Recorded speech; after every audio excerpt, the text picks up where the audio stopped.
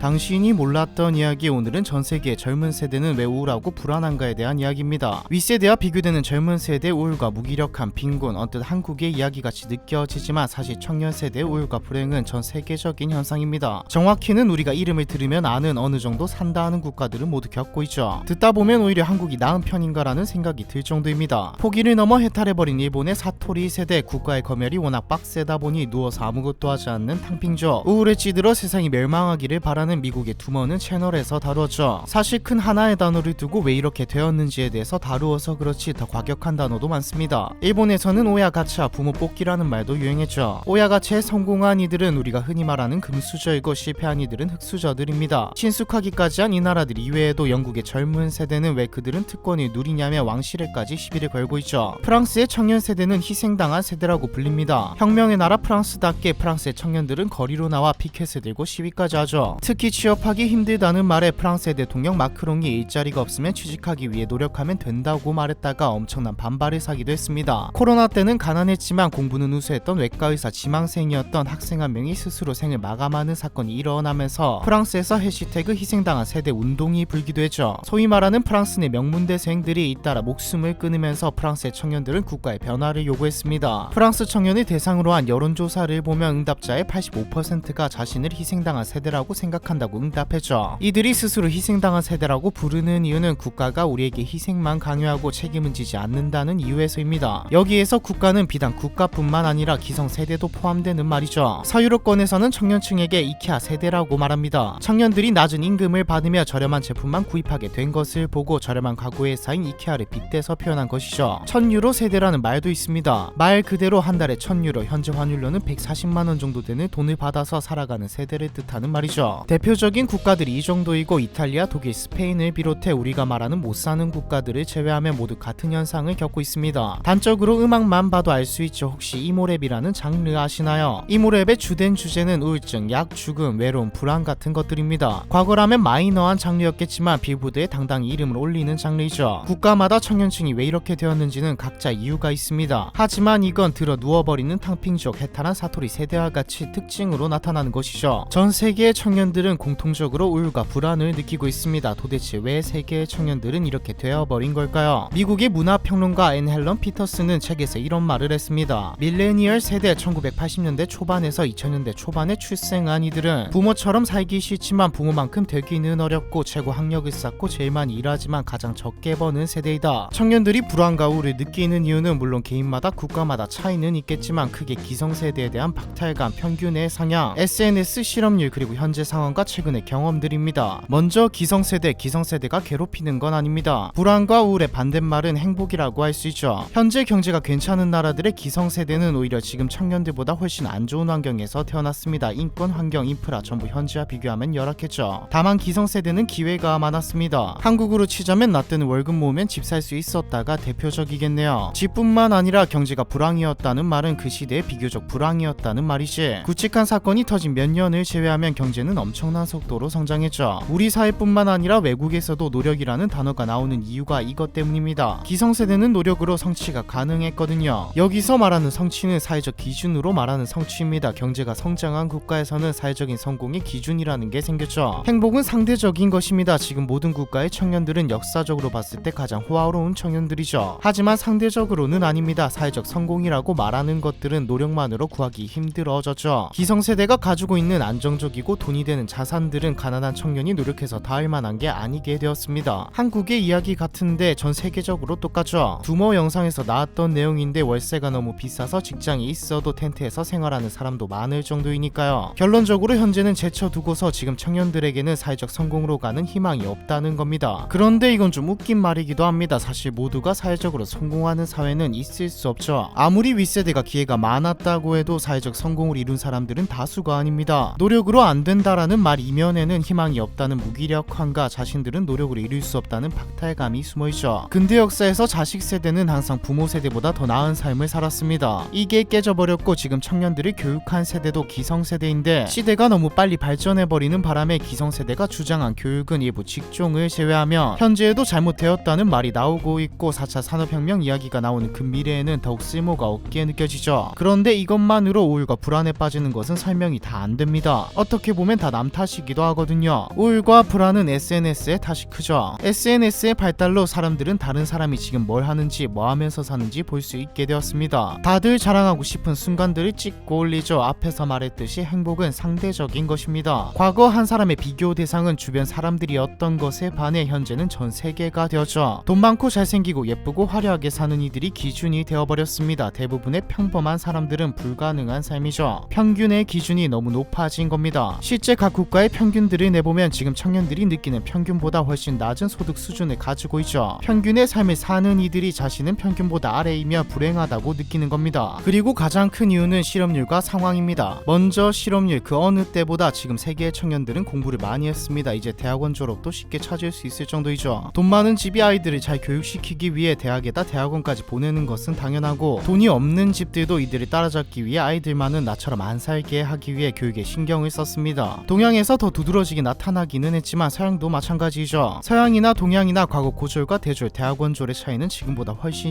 심했으니까요. 자연스럽게 사회 진출 연령도 높아졌죠. 그래서 취업이 되냐? 청년 실업은 현재 세계적인 추세입니다. 오히려 세계적으로 봤을 때 한국이 실업률은 낮은 편에 속할 수준이죠. 2000년대 이후 유럽에서 시작된 청년 실업은 현재 해결될 기미가 안 보이고 있습니다. 현재 대부분의 경제 대국들은 성장이 멈췄죠. 새로운 일자리가 많이 나오기 힘든 실정인데 공부를 많이 한 청년들은 힘든 일을 하려 하지 않습니다. 평생 펜을 굴려가며 공부를 했는데 과거의 모든 것을 부정하고 기술을 배우러 떠나기란 쉽지 않거든요. 그런데 윗세대가 퇴직한 자리는 누가 차지하길래 일자리가 없다고 하는 걸까요? 지금 청년층이 가고 싶은 일자리는 윗세대 중 소수인 대학을 진학했던 사람들이 취직한 자리입니다. 그래서 일자리가 없는 것이죠. 이제는 대부분이 되어버린 고학력자들이 원하는 일자리가 많이 없는 것일 뿐입니다. 거기다 시대의 발전으로 필요 없어진 인력도 너무 많아졌고요. 마지막으로는 상황, 경제 대국들의 성장이 멈추어버린 것과 동일한 맥락이기도 한데, 얼마 전에 다루었던 경기 침체에서 나왔듯이 저금리 시대는 끝났습니다. 월급은 그대로이지만 인플레이션이 와서 물가는 올라갔고 투자가 축소된 시대에 새로운 일자리는 많이 생겨나기 힘들죠. 코로나까지 겹치면서 전 세계는 우울에 잠겼습니다. 수많은 기업들이 사라지거나 인력을 감축했고 커리어를 쌓아야 하는 청년 세대는 수익과 직장 모든 것을 잃었죠. 전 세계의 청년들이 같은 감정을 공유하는 게 역사상 최초가 아닐까 싶습니다. 이유를 많이 들었지만 공통점은 미래입니다. 불안정한 희망이 없는 미래이죠. 지금은 조금 사그라든 욜로족을 비롯해 현재를 즐기고 남한을 위한 사치도 전부 미래의 희망이었기에 현재에 집중하는 것이라 볼 수 있습니다. 저를 비롯한 지금의 청년들은 10년, 20년 뒤에 어떻게 될까요? 10년, 20년 뒤에 사회 중심을 책임져야 할 지금의 청년들이 병든 채로 쭉 간다면 사회 전체가 암울해질 수도 있겠다는 생각이 드네요. 우울에 잠긴 세계의 청년들, 이번 편은 여기까지입니다.